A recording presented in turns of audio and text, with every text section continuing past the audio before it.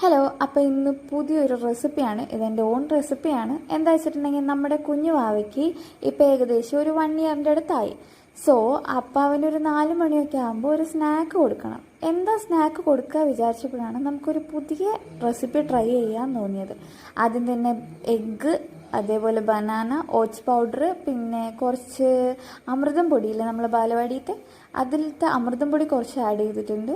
നമ്മൾ പിന്നെ മധുരത്തിനായിട്ട് വേറെ ഒന്നും ആഡ് ചെയ്യുന്നൊന്നുമില്ല. കൂടുതലായിട്ട് കുറച്ച് ഒരു പിഞ്ച് സോൾട്ട് മാത്രം ഇട്ട് കൊടുത്തു.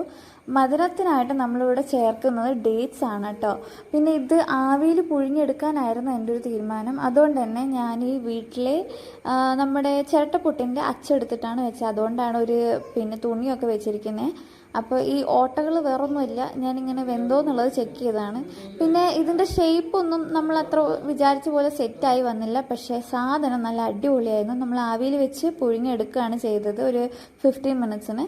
പിന്നെ ഇതെന്താ വെച്ചിട്ടുണ്ടെങ്കിൽ ജാമൊന്നുമല്ല, നമ്മൾ ഡേറ്റ്സ് വന്നിട്ട് നല്ലപോലെ ഉടച്ച് മിക്സ് ചെയ്ത് എടുത്തതാണ്. ഇതിൻ്റെ ഷേപ്പ് സെറ്റാവാത്തതുകൊണ്ട് തന്നെ ഞാൻ ഒന്നുകൂടെ എല്ലാം പ്രിപ്പയർ ചെയ്തിട്ട് വേറൊരു പാത്രത്തിൽ വെച്ച് സെറ്റ് ചെയ്തെടുത്തായിരുന്നു. അപ്പോൾ അത് അത്യാവശ്യം ഷേപ്പൊക്കെ അടിപൊളിയായി വന്നിട്ടുണ്ട്. ഞാനത് വേറൊരു വീഡിയോ ആയിട്ട് അപ്ലോഡ് ചെയ്യാം.